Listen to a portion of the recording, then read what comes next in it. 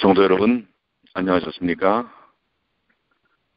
지난밤에도 하나님의 귀하신 은혜가 우리 모든 분들과 함께 하셨음을 인하여 하나님께 영광과 찬양을 돌립니다. 2월 2일 일요 새벽기도 만나의 아침을 기도로 시작하겠습니다. 하늘에 계시는 사랑이 많으신 아버지 하나님, 안식 후 첫날 이 귀한 시간을 저희에게 허락해 주셔서 감사합니다. 하나님의 귀하신 은혜가 이 시간 우리 모든 분들과 함께 할 수 있도록 주여 도와 주시옵소서. 아버지 하나님의 귀하신 은혜와 하나님의 풍성하신 축복이 우리 모든 분들과 함께 할 수 있도록 도와주시옵소서. 오늘 이 시간에도 넘치는 하나님의 성령의 임재하심과 은혜가 우리 모든 분들과 함께 하시기를 우리 주님 예수님의 이름으로 간절히 기도드리옵나이다. 오늘 우리가 함께 나눌 귀한 말씀은 과정 제6과 보통 사람들을 제자로 양성함입니다. 자, 보통 사람들을 제자로 양성하신 하나님의 귀하신 뜻이 무엇인지 오늘 말씀을 통해서 함께 나누겠습니다. 자, 기억절의 말씀입니다. 마가복음 1장 16절로 18절인데요. 갈릴리 해변으로 지나가시다가 시몬과 그 형제 안드레가 바다에 금을 던지는 것을 보시니 그들은 어부라. 예수께서 이르시되 나를 따라오라. 내가 너희로 사람을 낚는 어부가 되게 하리라 하시니 곧 그물을 버려두고 따르니라. 마가복음 1장 16절로 18절의 말씀입니다. 이번 과의의 학습 목표입니다. 우리가 깨달아야 할 바는 하나님은 모든 사람을 중요하게 여기시며 제자들은 계급의 구분을 알지 못했음을 깨닫는 것입니다. 하나님께서는 계급적인 의식으로 사람을 대하지 않는다고 하는 말씀이죠. 느끼기입니다. 비록 평범한 사람일지라도 하나님은 모든 사람을 가치 있게 여기신다는 점을 마음에 새긴다. 우리 세상 사람들은 평범하다, 비범하다, 특별하다 이렇게 구분을 사람을 짓지만 하나님은 모든 사람을 다 소중하고 가치 있게 여긴다는 점이죠. 행악이란 인종과 국적, 경제적 수준과 교육의 정도 등 인위적인 구분을 부추기는 사회에서 하나님의 자녀답게 바른 관점을 가지고 살아간다는 사실입니다. 우리가 사람을 대할 때 어떤 관점으로 대할 것인가 라고 하는 점에 대한 부분을 바르게 인식하고 또 그 태도로 살아야 한다는 사실을 말씀하고 있습니다. 우리 서론을 한번 보시면 사람을 향한 그 관계와 계급적 사회의 그 여러 가지 계층적인 구분이 주님의 십자가의 죽음을 통하여 그런 부분들을 하나님은 무너뜨리셨다고 하는 것입니다. 이것은 사람과 사람을 얼마나 소중하게 여겨야 할지 또 모두가 다 얼마나 소중한 존재인지를 설명하고 있는 것입니다. 십자가를 통해서 인종, 정치, 경제, 사회의 장벽을 무너뜨리셨다는 사실입니다. 예수님은 세상의 명예와 성공을 사실은 험하고 무의미하게 만드셨습니다. 세상적 성공, 세상적 명예, 이것은 세상에서는 매우 가치 있는 것처럼 여기지만 그러나 하나님 안에서는 그것이 중요한 것이 아니라고 하는 것입니다. 그 당시 예수님이 사셨던 당시에 예수님을 가장 괴롭게 했던 사람들은 오히려 세상적으로 높은 지위에 있었고 또 그 위치를 차지하려고 하는 사람들이었습니다. 그러나 반대로 일반적인 사람들, 보통 사람들은 예수님을 따르고 영접했다는 사실입니다. 이 자기들이 갖고 있는 위치와 자아가 오히려 거룩하신 왕이신 하나님이신 예수를 거절했다는 사실입니다. 그러나 오히려 본인들 스스로 우리는 평범해, 별 볼 일 없어라고 여기는 사람들의 마음속에는 오히려 주님이 자리 잡을 수 있는 귀한 공간이 있었다고 하는 사실을 보면서 오늘 우리가 어떤 마음가짐으로 주님께 다가서야 할 것인지 생각케 하는 그러한 대목이라고 할 수가 있겠습니다. 자, 첫째 날입니다. 미천한 출신. 예수님은 단지 인간으로 오셨을 뿐 아니라 그 중에서도 시골에 가장 가난한 가정의 자녀로 태어나셔서 성장했다고 하는 사실입니다. 그 예수님이 얼마나 가난하셨으면 이 일반적으로 유대인들이 제물을 드릴 때 이 양으로 드리는데 사실 가난한 자들에게는 특별한 예외 규정을 두었죠. 그래서 양을 드릴 수 없는 사람들에게는 산비둘기나 집비둘기로 대신하여 드릴 수 있도록 했습니다. 이것은 매우 정말 형편이 어려운 사람들이 싼 값에 드려질 수 있는 예물이었습니다. 바로 예수님은 바로 요셉과 마리아가 이 산비둘기나 집비둘기를 드리는 일을 통해서 그들의 경제적 수준을 보여주었다는 사실입니다. 실제로 예수님이 태어나셨던 어린 시절을 보내셨던 태어난 것은 베들레헴이지만요. 자라나셨던 나사렛은 주변 다른 곳에 비해서 매우 척박하고 상대적으로 가난했던 마을입니다.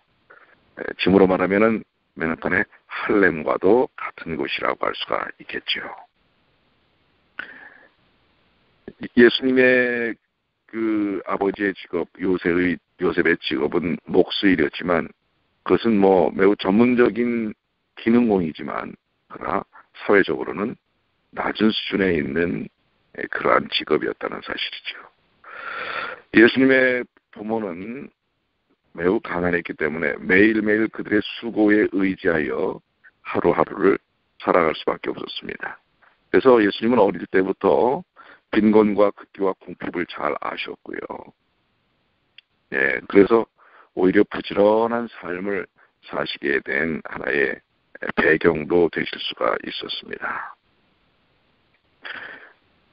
돈이나 오락이나 또는 칭찬이나 비난도 그릇된 행동에 동의하도록 그분을 유혹하거나 유인할 수 없었다는 사실이죠. 그분은 오히려 삶의 배경은 척박하고 가난하고 어려웠지만 그분은 악을 식별하는 일에 매우 지혜로웠고 또 악을 대항하는 일에는 아주 강한 그러한 삶을 사셨다고 하는 것입니다. 예수님의 가정 형편, 보통 사람들 중에서도 낮은 수준에 있는 그러한 배경에 있으셨다는 사실을 우리가 한번 생각해 보면서요. 묵상입니다. 여러분의 가정 환경은 어떻습니까? 여기 그 묵상의 그런 부분을 기록하고 있죠. 예전에 학교 다닐 때 가정 환경 조사서를 작성해 가야 하는데 그때 혹시 여러분들은 그 척박한 열악한 가정 형편 때문에 그것을 기록해 나가기가 참 쉽지 않았던 혹시 그런 기억들이 있습니까? 사실 가난보다도 더 부끄러웠던 그러한 일들은 그런 사실 앞에 가난 앞에 당당하지 못했던 그런 우리들의 모습이 아닐까라는 생각도 해봅니다. 오히려 그런 우리들의 형편이 보통 사람들의 삶의 모습이라고 한다면 오히려 예수님의 생애는 우리에게 큰 위로가 되고 또 훌륭한 모본이 된다고 하는 것입니다. 그러한 가운데서도 하나님의 특별한 사역을 이루신 예수님의 모습은 우리들에게 매우 큰 감동을 주는 것입니다. 적용입니다. 예수님의 가난했던 성장기에서 여러분이 본받아야 할 것은 무엇입니까? 자, 둘째 날인데요. 보통 사람들을 변화시킴. 교훈으로 내려가셔서 예수님은 사람들의 일반적인 욕구를 통해 사람들에게 다가가셨으며 평범한 사람들을 제자로 삼아 비범한 일을 행하도록 변화시키셨다. 여기 특별히 예수님은 보통 사람들, 평범한 사람들을 제자로 삼으셨다는 사실이고요. 그 일을 통하여 그 평범했던 사람들을 비범한 하늘의 사람들로 그 역할을 감당하도록 했다고 하는 것입니다. 여기 우리 지문 본문의 내용들을 보면 보통 사람들이 자연적인 신체적, 정서적, 사회적 욕구가 비슷하고 하는 것입니다. 그들이 삶의 부분들, 필요한 영향이나 인격적 존중, 그리고 우정을 필요로 합니다. 삶이 어떤 면에서 고달프기 때문에 그럴 수 있습니다. 어떻게 보면 우리 뉴욕을 중심으로 사는 우리 현대 이민자들, 우리들의 모습이 그런 부분이 아닌가라고 생각합니다. 하루하루 수고해야 하고, 물려받은 재산이 있어서 풍성풍성 쓰는 그런 삶도 아니고요. 우리는 정말 어떤 면에서 물질적인 것도 필요하고 인격적인 그러면서도 존중함을 받기를 원하고 그렇기 때문에 사람과 사람 사이의 우정이 그리운 그러한 사람들이 아니겠습니까? 근데 바로 예수님은 그러한 사람들을 이해하시고 그런 사람들에게 다가셔서 귀한 일들을 이루셨다고 하는 것입니다. 평범한 사람들을 만나셔서 그 사람들을 비범하게 바꾸시는 일에 예수님은 전문가셨습니다. 그러니까 여러분과 우리들이 평범하다면 오히려 하나님을 통해서, 예수님을 통해서 우리는 비범한 삶으로의 전환이 가능하다는 것입니다. 바로 그렇게 하시기 위해 우리에게 다가오셨다는 것이고요. 예수님은 오히려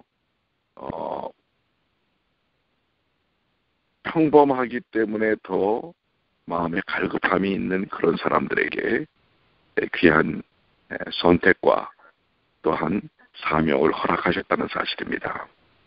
오히려 자신의 선천적 재능과 성취에 현혹된 사람들, 자기의 능력을 과시하는 사람들보다, 왜냐하면 그들은 진정한 하나님의 가치, 예수님의 가치를 알지 못했기 때문에 그렇습니다. 오히려 자신들의 부족함을 드러내고 또 그렇기 때문에 필요에 욕구가 있는 열망을 가진 농부나 어부, 목수, 목동, 옹기장이, 주부, 하인들 이런 사람들을 택하셔서 비범한 증인들로 변화시키셨습니다. 바로 주님은 보통 사람들을 변화시키셨습니다. 묵상입니다. 여러분도 예수님처럼 평범한 사람들을 가치 있게 여기고 있습니까? 사실 교회에 다가오는 사람들, 재력이 있고 배경이 괜찮으면 사람들은 많은 관심을 끕니다. 사회적으로 외모가 좀 어수룩하고 그렇게 배경이 넉넉지 않다고 보여지는 사람들에게, 관심을 끌지 못하는 사람들에게 우리는 또 어떻게 대해왔는가요? 우리는 진정 참다운 하나님의 교회의 모습, 예수님이 보여주셨던 보통 사람들을 변화시키셨고 보통 사람들에게 다가서셨던 예수님의 관점으로 사람을 봐야 하는 것입니다. 우리는 모든 사람을 귀하게 여기는, 그리고 귀하게 영접하는 교회가 되어야 할 것입니다. 적용입니다. 여러분이 무의식적으로 소홀히 했던 사람들에 대하여 어떻게 태도를 바꾸시겠습니까? 사실 우리 자신의 모습을 한번 좀 살펴보십시오. 우리가 정말 보통 사람들, 그렇게 주목을 끌지 못하는, 관심을 끌지 못하는 사람들에게 어떻게 다가섰었던가? 혹시 우리는 그렇지 않았는가? 차별과 차이를 두지 않았었던가? 한번 생각해 볼 일이고요. 셋째 날입니다. 흠 많은 어부를 부르심. 특별히 여기 베드로에 대한 이야기죠. 베드로는 성격적 결함이 많은 어부였지만 예수님은 그를 제자로 부르시고 변화시키셔서 역사를 바꾸는 인물이 되게 하셨습니다. 이 베드로의 경우를 통해서 우리가 알 수 있는 건 우리도 가능하다는 얘기입니다. 베드로의 성정은 어떻습니까? 매우 급하고 모가 나 있었죠. 그렇지만은 그런 예수님을 만나는 일 통해서 가장 영향력 있는 제자로 변화가 됩니다. 인류 역사상 가장 영향력을 미친 큰 인물 가운데 하나가 됩니다. 어떻게 보면 보통 사람이라고 보기에는 보통 이하의 사람이었을지 모릅니다. 성격적인 면에서 볼 때요. 그러나 예수님이 베드로와 많은 시간을 보내셨고 또 베드로 역시 엄청난 경험들을 통해 예수님께 함께하는 일을 통해 그가 실수가 많은 평범한 어부에 불과했지만 또 3번이나 예수님을 부인했지만 뼈아픈 그런 실수와 경험들을 가진 사람이지만 그는 변화되었습니다. 사람이 변한다는 것 참 쉬운 일이 아닙니다. 그런데 전적으로 예수님을 믿고 따르는 고백의 삶을 통해 베드로는 변화됐지요. 우리는 여기 베드로의 이야기에서 큰 교훈을 얻습니다. 베드로 자신이 예수님이 어떤 분인지를 깊이 깨닫게 되고요. 자신의 단점을 이해하고 시인하였습니다. 고백하였습니다. 그럼에도 불구하고 그는 많은 결함들을 가졌죠. 그런데 그 결함 많은 베드로를 인내와 관용으로 변화시키셔서 끝끝내 역사 속에 중요한 영향력을 미치는 인물로 바꾸신 주님. 오늘 흠많은 어부 베드로를 부르셨던 것처럼 여러분과 저를 주님이 부르시지 않았습니까? 오늘 저는 감격합니다. 또한 저의 삶 속에서 바로 베드로에게 그러하셨던 것처럼 놀라운 변화를 경험케 하신다는 사실입니다. 오늘도 우리의 성격과 우리의 성품 이걸 고집하시겠습니까? 나의 삶의 태도와 방식을 고집하시겠습니까? 오늘 주님 앞에서 베드로처럼 고백하고 우리를 변화시키는 주님의 손길을 받아들이는 경험이 필요하지 않을까요? 묵상입니다. 여러분에게는 어떤 성격적 결함이 있습니까? 여러분이 여러분을 가장 잘 아시죠. 또 여러분 자신이 여러분을 모를 수도 있습니다. 내가 도대체 어떤 사람인지조차도 잘 모를 수도 있어요. 그렇기 때문에 그 결함적 태도를 지속적으로 나타내는 것입니다. 그것마저도 주님께 맡기십시오. 그래야 깨닫게 됩니다. 그리고 주님의 능력으로 변화되게 됩니다. 적용입니다. 여러분은 자신의 어떤 단점을 시인하고 어떻게 자신을 주님께 맡기시겠습니까? 오늘 좀 시간을 내셔서 그러한 일들을 한번 해보시죠. 여러분의 결점과 단점이 무엇이고 그걸 예수께서 어떻게 변화시키실지를 소망하시는 그러한 마음가짐과 태도를 한번 접근해 보시길 바랍니다. 넷째 날입니다. 하늘의 평가입니다. 예수님은 사람들을 대할 때 계급의 구분을 두지 않으셨습니다. 계급은 타락한 인류 역사의 사물일 뿐 하늘에서는 무의미한 개념입니다. 어떤 복음 전도자가 자신 세미나에 상류층 사람들이 참석했다고 자랑을 하였다는 얘기를 거기 언급하고 있죠. 이 참 우스꽝스러운 일입니다. 상류층 사람들 그들도 전도를 해야 합니다. 그러나 그들에게 더 비중과 중요성을 두는 것은 그리스도인적 태도가 아닙니다. 우리 모든 사람들이 다 소중하지요. 예수님은 어떤 계급도 구별하지 않았습니다. 사실 저도 그리스도인이 되어서 그런지 몰라도 사실 군대를 참 싫어합니다. 왠 줄 아세요? 군대는 계급이 있기 때문에 그렇습니다. 그 계급 속에는 그것이 합당하든 합당하지 않든 위의 계급이 아래 계급에 대해서 명령하면 따르도록 되어 있습니다. 이 세상에서는 어떤 면에서 이 군대라는 게 필요악이 아니겠습니까? 그런 구조 속에서 나타났던 계급적 의식이 오늘 사회 속에 그냥 그대로 녹아져 있습니다. 권력을 가진 자, 돈을 가진 자, 많이 배운 자, 또 잘생긴 자, 이런 것들을 통해서 또 인종적인 어떤 그런 부분들을 계급화시키는 일들이 세상에는 있습니다. 그렇지만은 예수님은 그러한 부분에 어떤 계급도 구별하지 않았다는 사실입니다. 모든 사람이 다 특별합니다. 마찬가지로 오늘날 제자를 양육하는 교회는 어떤 사람은 다른 사람보다 더 중요하게 여긴다는 그런 인상과 모습을 주어서는 안 되는 것입니다. 모두가 소중한 것입니다. 교회는 계급이 없습니다. 특별히 여기 누가복음 12장 6절로 7절에 말씀을 통하여 우리 주님이 우리 인생들을 대하는 모습이 나옵니다. 참새 5마리가 2 아사레온에 팔리는 것이 아니냐. 그러나 하나님 앞에는 그 하나도 잊어버리는 바 되지 아니하는도다. 너에게는 심지어 머리털까지도 다 세신 바 되어나니 두려워하지 말라. 너희는 참새보다 많은 참새보다 더 귀하니라. 참새는 가장 싼 새입니다. 그리고 아사리온은 화폐 중에 가장 작고 낮은 그런 화폐입니다. 근데 그 하나 써윤에 싼 참새 2마리를 살 수 있다고 하는 것입니다. 이토록 별 볼 일 없는 참새도 하늘은 잊지 않는다고 하는 것입니다. 우리가 소홀히 여기는 부분을 하나님은 소홀히 여기시지 않는다고 하는 것입니다.